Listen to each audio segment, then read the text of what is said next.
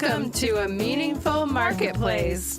I'm Sarah Masoni from Oregon State University's Food Innovation Center, where I've helped countless dreamers launch their new food products. It's the science of taking a food delight from the kitchen to mass manufacturing and still keeping its great taste. That's what I do. I've been called the woman with the $1 million palate, although I haven't tried to cash that check yet. Listen in weekly for real-life stories. I'm Sarah Marshall, owner of Marshall's Hot Sauce and author of Preservation Pantry, modern canning from root to top and stem to core. I love inspiring business owners to get started on their journey, encourage folks to be part of their local community, and I'm excited to help business owners tell their stories. Hello and welcome to The Meaningful Marketplace. We are here weekly to discuss the journey of food entrepreneurs. We are glad you've joined us today as we bring you stories of hope and inspiration. This is Sarah Marshall, owner of Marshall's Hot Sauce. And Sarah Masoni of Oregon State University's Food Innovation Center. Hi, Sarah Marshall. Hey, Sarah Masoni. We had a wild week this week because you got to meet so many people that we've had on the podcast, and I got to meet a few people in person that we've had on the podcast. Mm-hmm. So do you want to talk about what you were doing this week? Well, it was the Regional Food Business Center retreat. Yeah. Here in Portland. We hosted people from around the 6-state region. And we got to have a breakfast gathering with you and a couple of people from Montana and also Melissa Hempkin from Wyoming. Yeah, we got to meet some of our co-hosts, Melissa from Wyoming, Haley, who's another one of our Montana co-hosts. We got to meet her in person. So that was really exciting for me. I still feel like I was a little out of it from, I had just gotten back from international travel. You're fine. The one thing that was cool is we found out how amazing Melissa is. Yeah, what a rad. She brought us garlic. What a rad person. That was so fun to meet her and hear all about the things that she's doing. And I also really loved that she used her time that she spent podcasting with us and put it into a pitch to pitch a show that she wanted to do. And that just made me feel so stoked because it that felt just shows the power of sharing information. Yeah, and she was so excited about it and was excited to be part of our podcast team and be a co-host and then use it to talk about Wyoming and spread the word. That just felt so rad. So she was so creative too. Yeah, it was great to meet her in person, and she brought us all garlic that she grew, really fancy. I got some red and purple garlic, which was really fun. Too. Yeah, so that was so nice. In fact, I had it in my car. I was hosting a couple people during the week, and I kept getting them in my car and thinking, it smells really weird in here. And then the second or third day, I was like, oh, duh, I have garlic in my car. Garlic wagon. Well, it was a garlic wagon. It was so fun. And then you also, for the Regional Food Business Center, went to Colorado, and you hung out with Mike. And some of our Colorado but we talked guests. about it. I think we talked about it last week, if I'm not mistaken. But yeah, I got to go to Colorado. There was a pitch fest on 2 Fridays ago, or a Friday ago. It's all kind of a blur, but I was there and I stayed in the hotel that's inside of one of the buildings at Spur, which is in Denver in the Stockyards. It's such an interesting, revitalized area for the city, and it's pretty impressive. Yeah, if people want to check that out, it's C-Spur. Mike was our co-host for Colorado, and it just seems really cool. I knew some stuff about it from when he was on the show, but then once I saw you there, I looked into it more, and it's very rad. So if people want to look that up. Just to let you know, I had a meeting today, and Mike was on there, and then a gentleman named Brian, who runs an innovation center down at Kansas State. Mm-hmm. And then there was a guy from Arkansas, Daryl, who runs a food innovation center there. And then there was a third person. Oh, maybe that's it. Those 3 guys, Mike Gable, Brian, Daryl, and myself. And we're going to be doing a panel at the Shared Use Kitchen Summit that's coming up in New Orleans in November. Whoa, fun. So we're going to talk about what a food innovation center is and how we can work collaboratively with shared use kitchens. That's really great. Kind of like what we do with Joel and his team in Montana in Ronan at the Mission Mountain Food Center. Well, I think what I'm learning is that I really love the vibe of people that run food innovation centers. Every person that I've met is so nice and so rad, and I I only really know. meet them because of you. So thanks for introducing these people into my life. I'm happy to. And it just shows you how provincial you can be in your own state. If you can get out and connect with other people in other areas, you'll be amazed at how different lives are across state line, Yeah. right? There's different regulations, there's different requirements, there's different climates, there's different types of foods, there's different types of farms. Everything is different just across the state line. It's just really interesting. Well, speaking of, we've been partnering with the Regional Food Business Center to bring you guests from our 6-state region, and we're currently meeting with business owners from the great state of Montana. So I'd like to introduce you to our co host, Joel Carlson from Mission West. Thank you for being our Montana expert while we meet all these wonderful new friends. Do you have any Montana food news or events to tell us about? Well, I wanted to talk about value-added products today, Cool. seeing as our guest is Cherrywood Orchards, who is the queen of value-added products in my eyes. Just to let you know what a value-added product is, it's a raw agricultural product that has been modified or enhanced to have a higher market value and or longer shelf life. Things like fruits can be made into jams, jellies, chutneys, meats that are made into jerky, grains into flour or baking mixes, and tomatoes and peppers made into salsa that people do at home all the time. We have currently 9 producers that make their food products at our facility here in Ronan, Montana, that are considered value added. And if you'd like more information on the Montana Value Added program, just go to www.agr.mt.gov/value-added. And you can see all the different producers throughout Montana that actually do value added products. Very cool. Well, we're of course going to learn so much more about value added products. So I'm glad that you brought that up at the top of the show. We would like to encourage you to connect with your state by signing up for the Regional Food Business Center newsletter. It's a breeze to sign up. Just go to Northwest Rocky Mountain Regional Food Business Center.com, hit connect with us, and choose the button to receive newsletters. We want to thank our sponsor for supporting the Meaningful Marketplace. Thank you for helping us spread the word about small business owners and entrepreneurs. Let's hear a word from our sponsor. The Northwest and Rocky Mountain Regional Food Business Center is the proud sponsor of the Meaningful Marketplace podcast, giving a voice to food from across the 6-state region of Colorado, Idaho, Montana, Oregon, Washington, and Wyoming.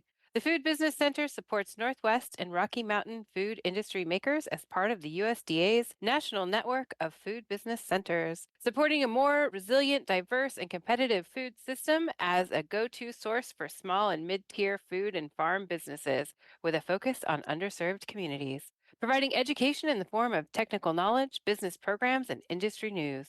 We sponsor trade shows, meetups, and conferences to connect growers, producers, retailers, distributors, and processors, all to stimulate business and raise the standards of our storied food industry. Join us as we travel through the 6-state region, learning more about food makers, food hubs, and food systems. Visit the website at Northwest Rocky Mountain Regional Food Businesses.com to get connected. Well, speaking of value-added products and our guest today, I would like to introduce you to Tiffany Sybert. She's the owner of Cherrywood Orchard, growing and making skeena cherry products and more in Bigfork, Montana. We're delighted to have you on the show today, and we like to help our listeners connect to you and give them the best way to follow your story. So can you give us your social media and website so they can find you? Sure. So cherrywoodorchard.com, and on Facebook we are Cherrywood Orchard, and Instagram it's cherrywood_Montana. Perfect. Well, we always like to start at the beginning of your journey. So what inspired you to start Cherrywood Orchard? That is a really great question, and thanks for having me on the show. Yeah, we're so glad to have you. Yes. Thank you. So about 6 years ago, I was driving through northern Montana with my oldest son, and we drove through the East Shore on Flathead Lake. Oh my goodness, I thought I was in heaven. There were so many fruit trees At the time, I didn't even know what kind of fruit trees they were. I just had such a great big smile. And to know that food is being produced on my right, on my left, and how in the world does a person live over here and how could they stand it? Because they had so much food around them that they got to cultivate and then find a place for it. So anyhow, that got us very excited about the area. And a couple years later, we purchased, and now I run the orchard. So it's been a really exciting venture. Well, Joel called you the queen of value-added products. So Dun, dun, dun, dun. we want to hear about what you grow and what you make there on the farm. So 95% of our products that we grow is the Skeena cherry, which is a late harvesting, dark, sweet cherry. You know, it's really too bad sometimes when I think about how short of a growing season the cherry season is, because truly it's only 3 weeks. And if you get some bad weather or a fire in the area, which, you know, we're along the mountainside, it happens, you know, that wipes out your harvest for the year. And as I was thinking about this, I also had met Joel because I was looking to get some cherries pitted. And I realized, well, hey, wait a minute, we can extend the season all year round if we just start processing them. And that's what we started to do. So Joel got us help, got us started over at Mission West. And yeah, it's been an exciting adventure. Tiffany, have you been on, lived and worked farms before you purchased this property? No, I used to help my dad in the garden, and we had 2 gardens. And at the time when I was a little kid, I was a little embarrassed about that because I was probably one of the only kids whose parents liked to garden to the extent that my parents did and grow a lot of their food. But it's always stayed with me, and I've always had a little bit of a plot, you know, next to the house, and I just like growing things. But when it comes to food, it's really important. You're nourishing somebody's body and feeding their cells, and it's exciting to me. It says that it's a family run orchard. Can you tell us how the family helps you run the orchard?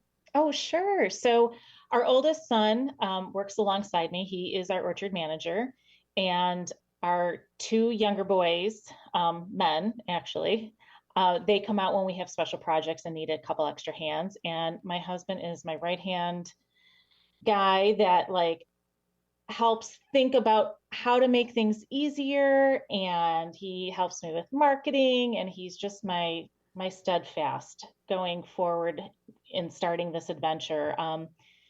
I've always wanted to have my own business, and food just seems to be in my blood, and it makes me excited. So yeah, it's important to us as a family to kind of see something cultivate through an entire year, harvest, and then know that it's going to somebody else's house.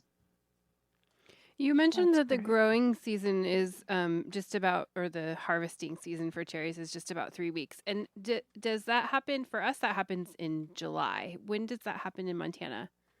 So depending on the number of growing days, typically we start harvesting the last week of July. We do an early harvest around the 20th of July.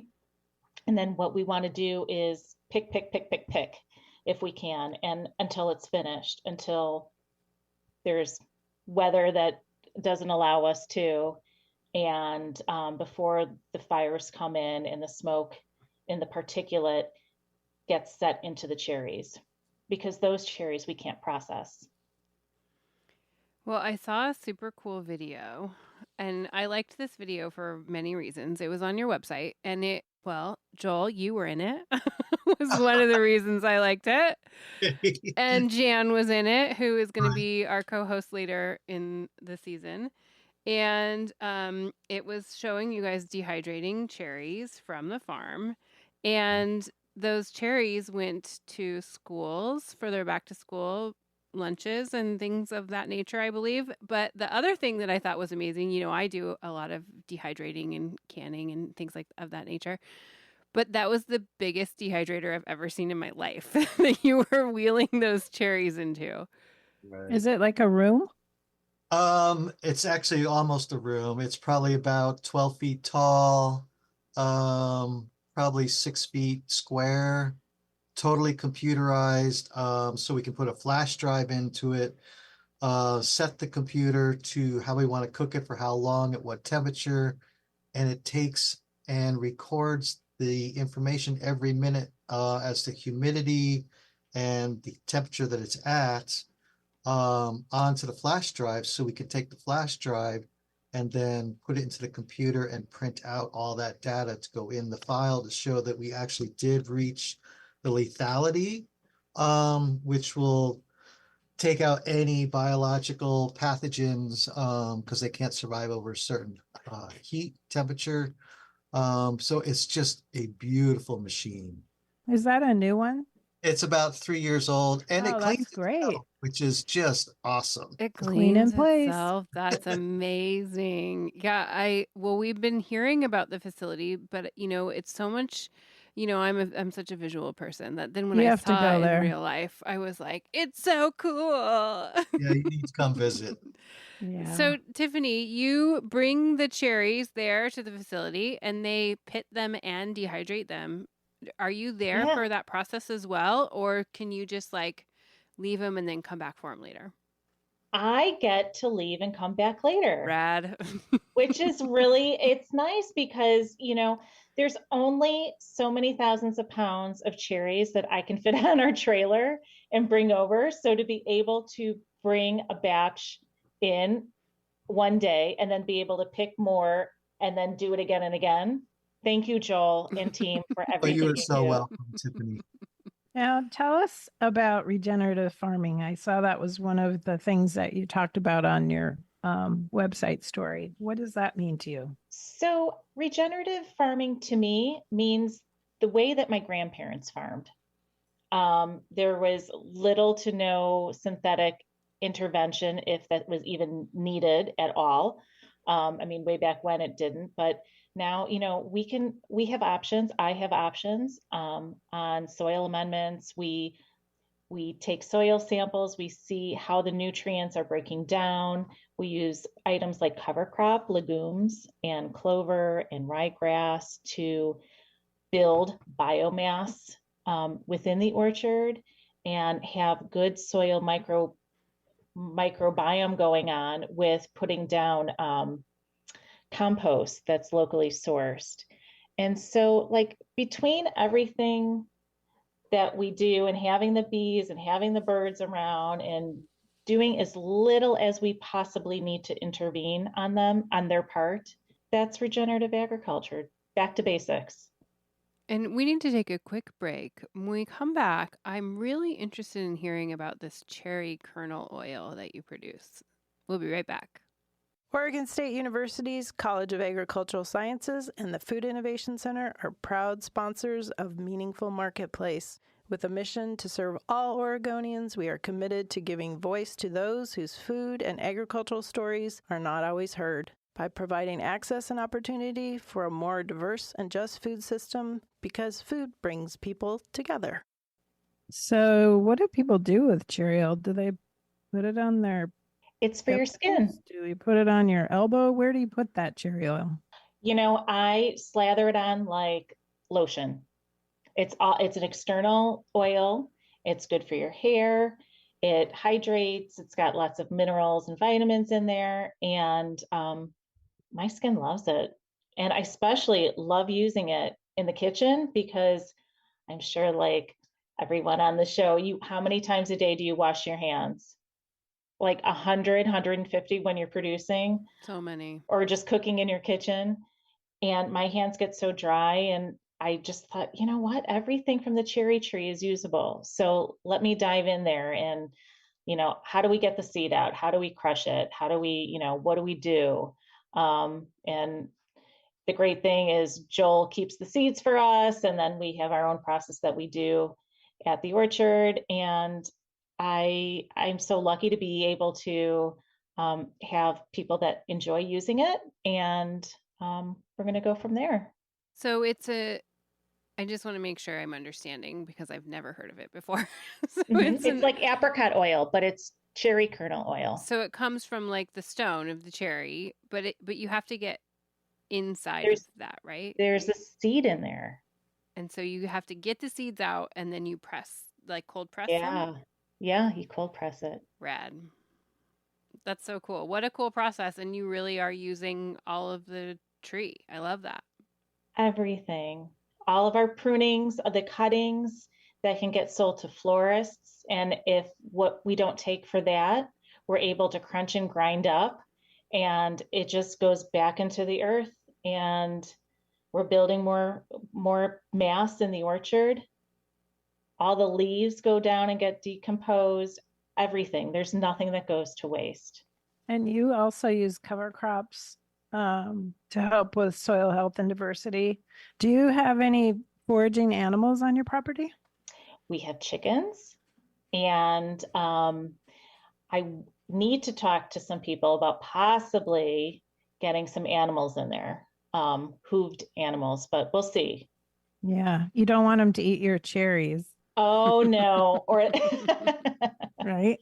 Right, exactly. Or the precious shoots on the trees. Right. I also saw on your website that you work with a company called Dirt Rich that does some food scrap pickup. Can you talk about them? Sure. So I felt so lucky that we got in touch with Dirt Rich. So what they do is they collect scraps from restaurants and even Glacier National Park.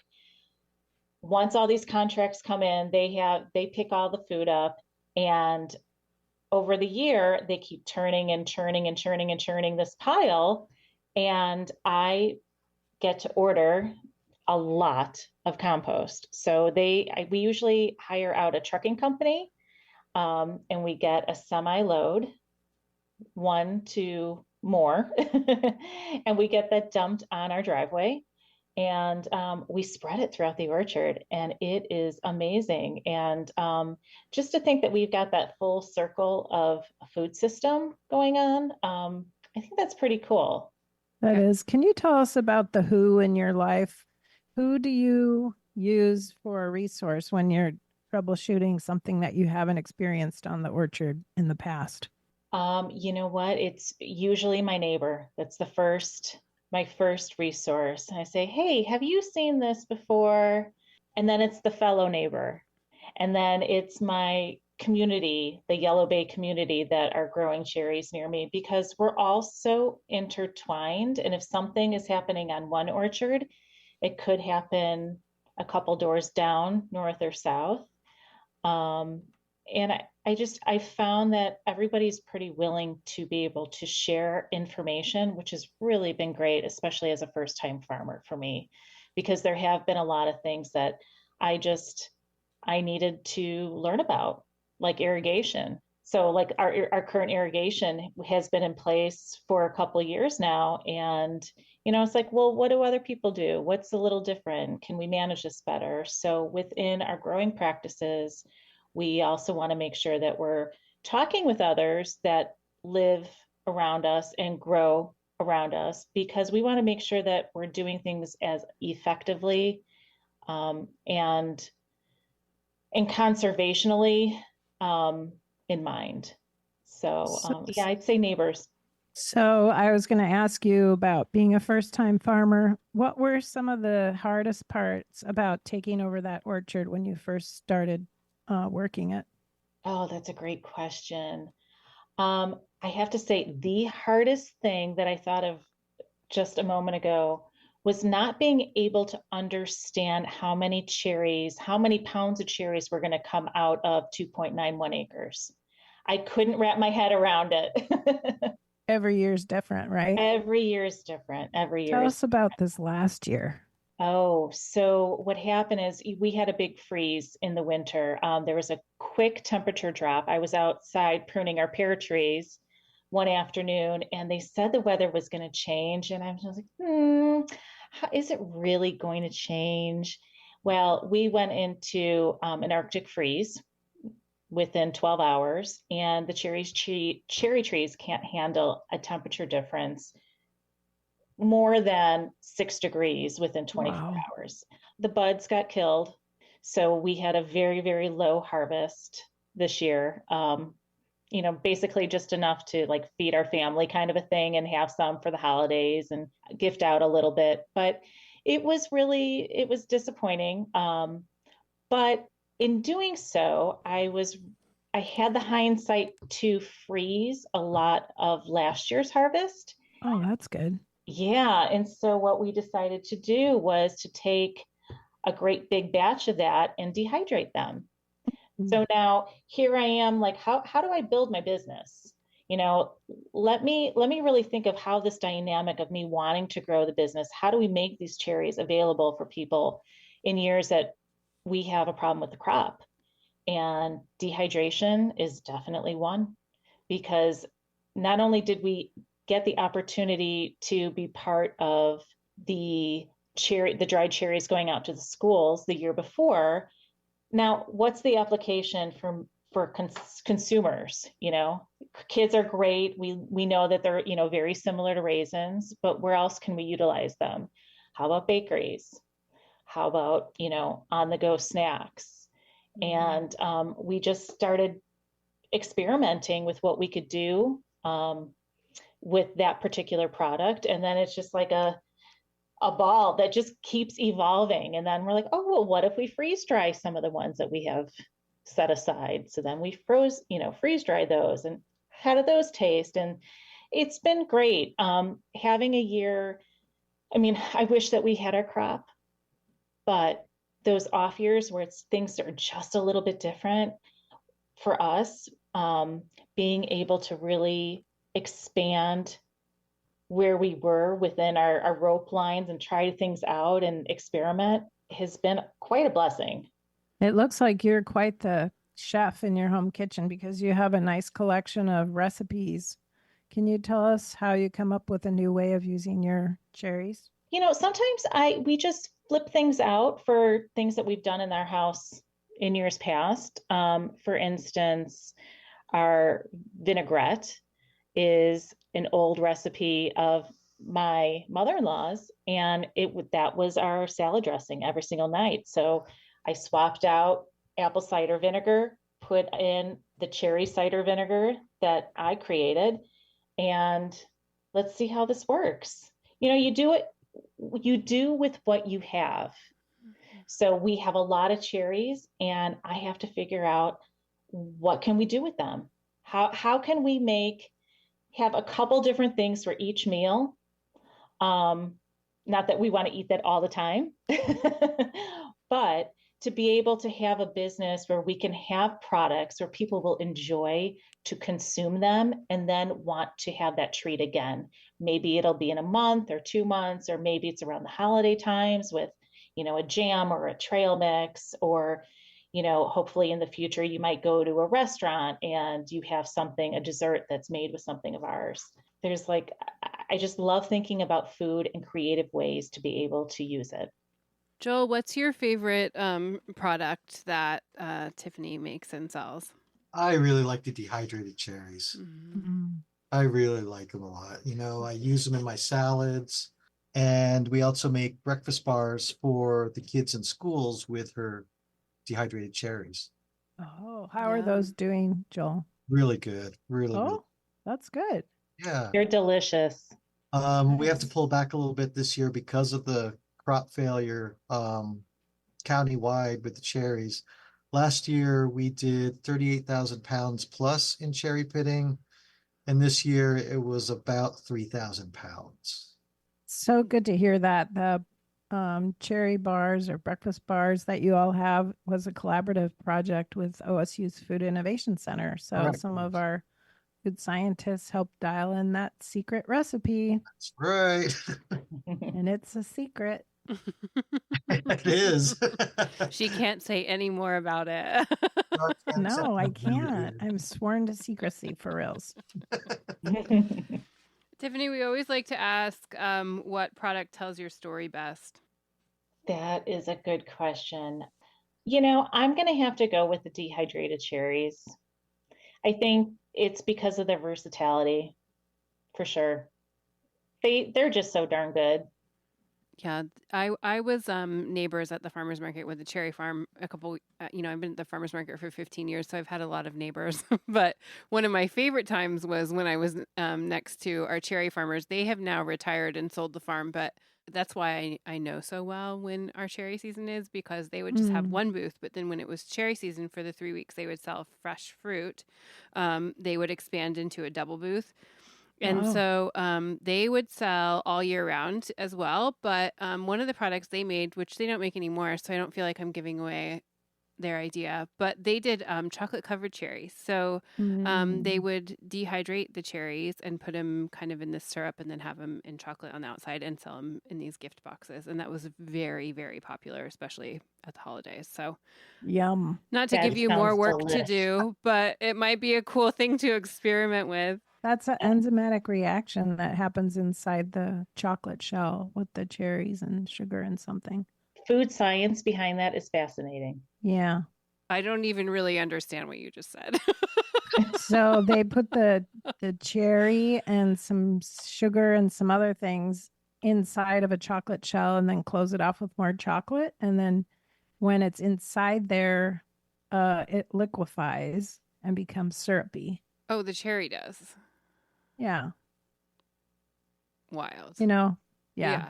It's a thing. It's cool. It was, delicious, rad, but I didn't sometimes know when you love that, Sarah Marshall. Well, sometimes you have like the ones in the, like if you, I think before I'd had theirs, I'd only had one that's like a commercially processed. So like the cherry doesn't really taste like a cherry. It's some weird. Yeah, those are usually maraschino cherries. Yeah, so like dyed. Tiffany or somebody with real cherries could make something very fancy. And yeah, that's how theirs were. They were so good. And then, when they sold the farm, they stopped doing it. But somebody bring it back. Might be you, Hey, Tiffany. Joel, maybe Tiffany should have the Food Innovation Center help her make that. I think some of that funding. I would be the best customer. I know, you could be a taste tester. We could spread the love. Well, and since I love dark chocolate, I think we're on this one. We'll have to chat. I think so. And we're going to have a great cherry season coming up this year. I hope so. So I wanted to know, like, I've seen in movies or somewhere that down in Florida, when they have cold snaps, they have big smudge pots and fans and all that stuff. Is that something that Montana needs to think about for their cherry orchards? Blankets? Can you put a blanket over the tree? Some people do use those smudge pots. They do. To keep it warmed up. But then how do you roll it around? Usually people can only afford one or two. Wind machines. Yeah, keep the air moving. They were actually hired, I think, up north. They hired a helicopter to hover over one of the orchards. But did it work? How do you warm up a 30 below zero? It was that cold. It was. That is so cold. It was so cold. So I just have one last question. It was one I actually wrote down. I was wondering what you're thinking about with regards to climate change and how it may affect your orchard in the future. I think that it's something that all the farmers need to think about. It's happening. It's happening slowly. What can I do to protect our trees and our crop from drastic changes? That's on our radar.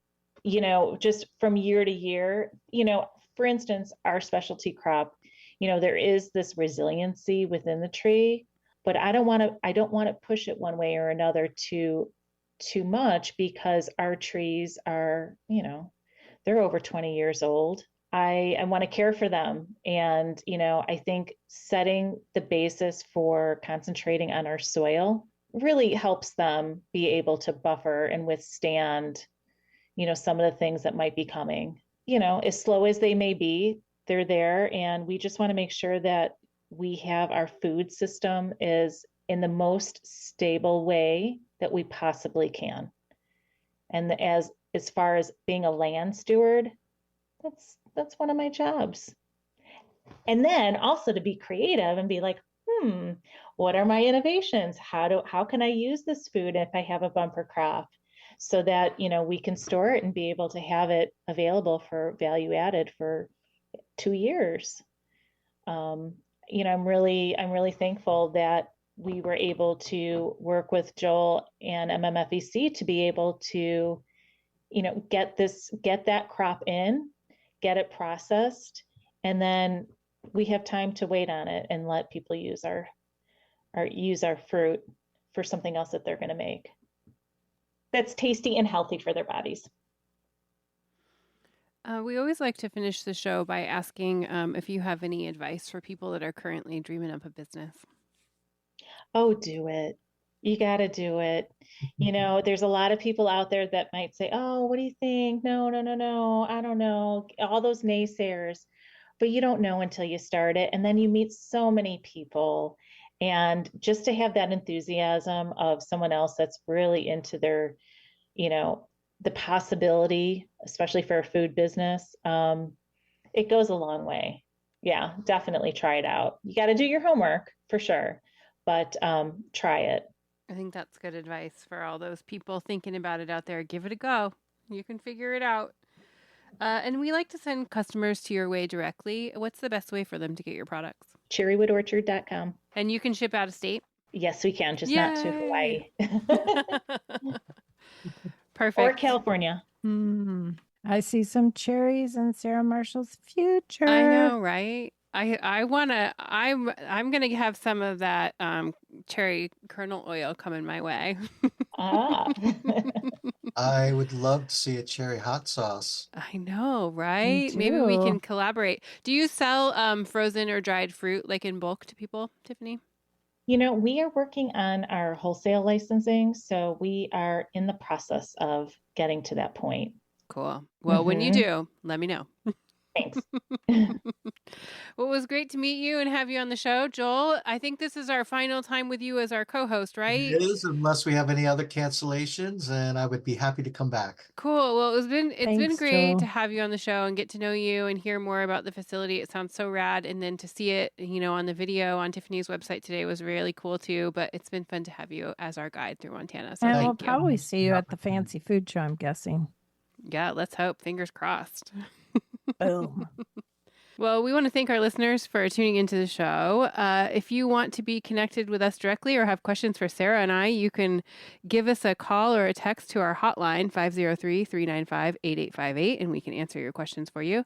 We record the Meaningful Market podcast live every week, and you can find us on your favorite podcast platforms like iTunes, Spotify, and now on YouTube. We want to thank our production coordinator, Kayleen, and our audio engineer, Haley. And if you want to be a guest on the show, you can send us a message, booking@joyofcreation.com, and we will be back next week, everybody. Bye. Thank you. Bye for now.